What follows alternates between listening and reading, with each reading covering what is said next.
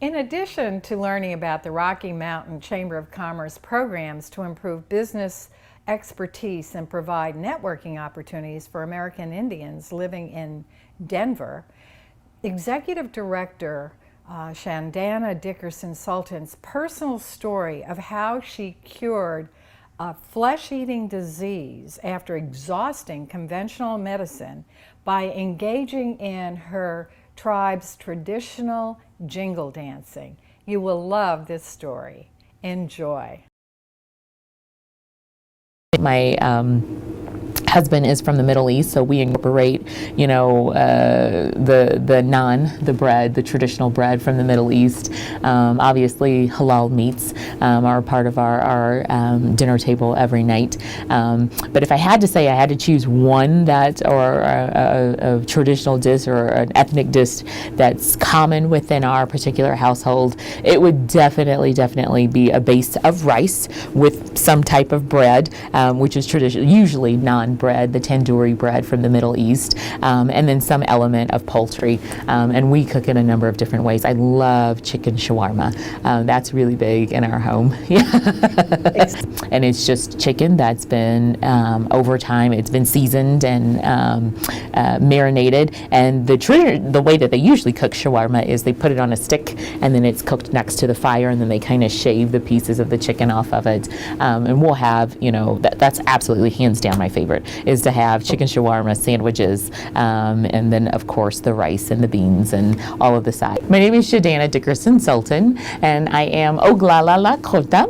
My family is from Pine Ridge Reservation in South Dakota. The Rocky Mountain Indian Chamber of Commerce has been around for over 2 decades, and it initially started out as a place for Native American business owners to get together in the Denver market, to be able to pull their resources together, to network, to grow, to help each other, and eventually ended up growing beyond just Denver. As you know, here in Colorado, huge urban Native population in this area, and of course with the military bases being down in Colorado Springs, Fort Carson, and Schriever Air Force Base being down there, you do have a large constituencies of Native Americans serving in armed forces. So we obviously got a big population there as well that wanted to get involved into the chamber. So it kind of spread to that area, and then you think about the Utes in the southern part of the state. So Mountain Utes and the Southern Utes are the actual tribes of Colorado, the large tribes. And so, obviously outreach to those tribes as well. So it started to grow past just the Denver area into the entire state of Colorado. And then we started growing some legs in contacts within the surrounding area. So we do have people, that participate and get involved from, Wyoming, people from New Mexico as well. And so now it's the Rocky Mountain Indian Chamber of Commerce. So it serves this entire area. You've got a lot of you got some big organizations like the Native American Rights Fund, which is here in Colorado. They're actually up in Boulder. That is the legal entity that works on treaty enforcement with the United States. So you've got that, hubs here. They have offices, a couple of offices, but they are headquartered here in Colorado. You've got organizations like the American Indian College Fund, that's also headquartered here, which is huge as far as education goes within Native country. And I guess you can say that's kind of the education hub for assistance, financial assistance for Native Americans is housed here. And then you've got, Denver March Powwow, which is the largest Native American run powwow in the world. There are several powwows that are large, but this is run completely by all natives, which is pretty awesome. So those are some of the big, earmarks that kind of list Denver historically. So you've got, we talk about relocation programs, and of course everyone knows, that historically years past, Native communities were moved from, their natural homes into reservations. And then at some point in time, the government considered how can they get those particular communities acclimated and integrated into metropolis areas. So they created a relocation program that essentially was a work education relocation program that was supposed to take people from their reservations into urban areas and offer job training, education, job placement, housing. And so Denver was one of those hub areas. And you will see quite a few families just over time that may have gone to the East Coast or gone out to California that kind of made their way back to Denver because we're so centrally located. It's a quick 5-hour zip up to, Lakota country.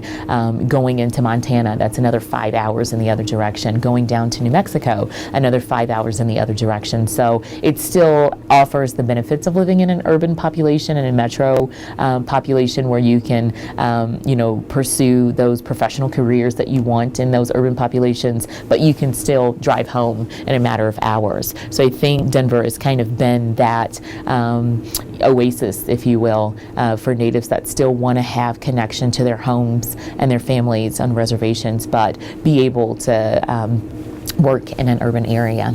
It's just absolutely beautiful and inspiring to see how different yet how alike we are as natives. I think there's a tendency with people who aren't necessarily in the native culture every day to forget and say, well, I don't really see Native Americans. But you do. You probably just think that they're part of another cultural demographic, oftentimes mistaken to be in other demographics because we're multilingual. A lot of us are multilingual. And that's certainly something, again, to see how many different areas and different industries we work in and how successful and savvy our people are. And that really is something, at the core of it, what the purpose of the Rocky Mountain Indian Chamber is to help the Native community to be relevant and current in business, but as well to maintain the respect for our cultures and traditions. And that is certainly something that we truly promote and helping keeping that tradition alive as well. In the business world, it's certainly difficult, and that's one of the things that we have to remind, some of our Native entrepreneurs, some of the things that are very traditional for us, like humility and being humble and modest, don't necessarily translate well all the time within corporate America. So we do have to kind of push and say, hey, there's nothing wrong with making money. If you really want to be successful and you want to grow your business, you kind of have to brag on yourself a little bit and tote some of your successes. And those are some of the things that we, do remind them that we are respectful of our traditions and cultures, but how can we acclimate, some of what these businesses are doing to make them pertinent to today's global market and help them be successful. And we'll also, as well promote, traditional things like our Denver March Powwow. We partner with those types of institutions and organizations so that we can help keep those essential traditional elements like dance alive in our culture. So we'll bring in some of our corporate partners that are able to help support some of those particular nonprofit organizations to keep that tradition alive. And those are some of the things that we are absolutely, move toward and make some of our ultimate goals at the Chamber. So powwows they range, and it really it differs if you're going to a small powwow that's kind of in a rural setting versus an urban powwow.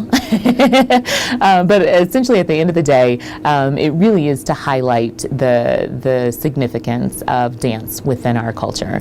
And each dance has a meaning behind it. And we'll specifically with jingle dance, that is traditionally a dance that's used for healing. And the story behind it is, this is a dance that's used to heal people. And that is, as the women dance, it makes this music. And if you look at a traditional, a jingle dance, it's a dress that has, traditionally 365 little metal jingles on the dress. And if you follow the traditional way of making that dress, you sew one of those jingles on every day of the year. And so at the culmination of a year, you have a dress that kind of signifies your past year and what you've gone through. And then as you're dancing with this, the bells on the dress make music, and it brings a healing wind of change, which is absolutely beautiful. And that's essentially how I started jingle dancing, was to heal from an illness. At one point in time, I had a flesh-eating disease in my leg and was very close to having it amputated. And actually, thought I was, at the end of the road, but my family encouraged me to get into jingle dancing, and I walked with a walker for a little bit and a cane, but through dancing was able to help heal myself emotionally, spiritually, physically, and those are the types of things that we like to keep alive within our tradition and our culture. Our goals are to reach out first to Native American entrepreneurs and provide them resources so that their businesses can grow and be successful, with hopes that as they become successful, those resources are going to trickle back into our communities to help improve our communities. We also look at Native professionals, helping them network. So we are looking at the architects, the physicians, the attorneys, the advertising professionals that are out there, and helping them get connected within their specific industries. We also look at students. So we're helping Native American students get into that professional pipeline.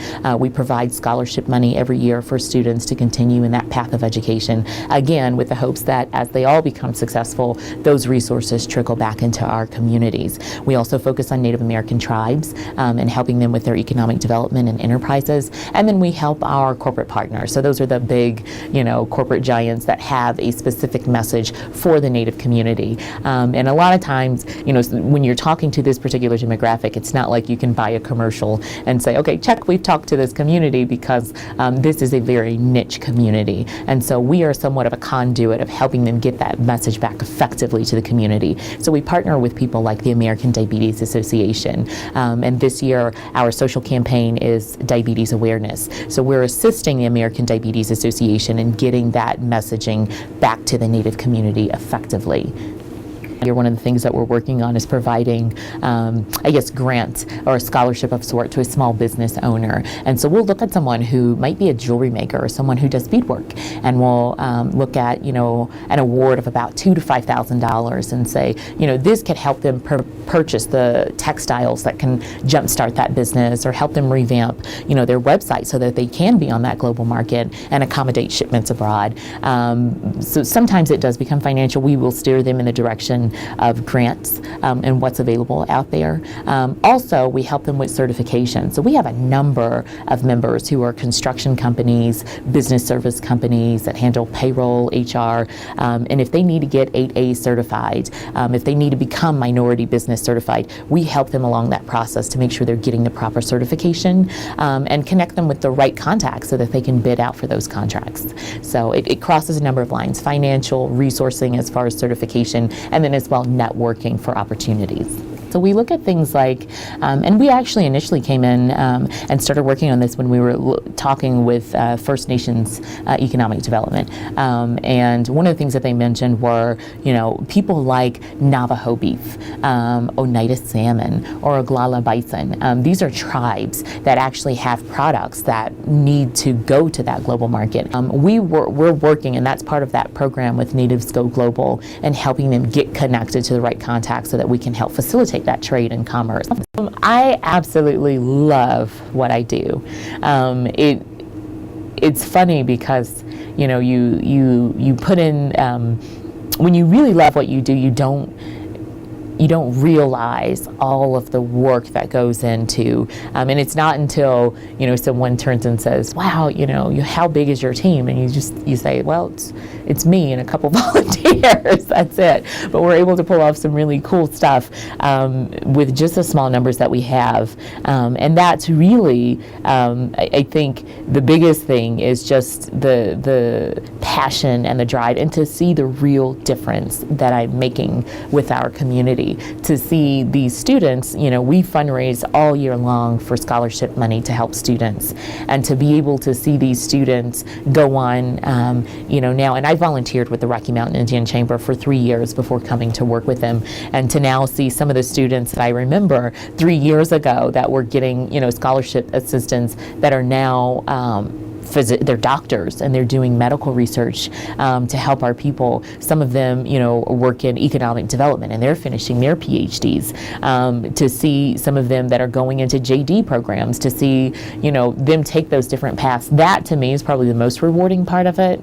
The biggest change is every single day I'm smiling. And it's funny because children are oftentimes, they don't have a censorship and they are the honest voice that you need to hear. And I can tell you, my daughter just, she sees it and she goes, "Mommy, you're so happy." And I said, "I am. I'm just fulfilled, absolutely fulfilled with the work that I get to do, and am very fortunate to have this particular opportunity right now to serve our community and our people and really make a difference." Thank you, Shadana. Thank you.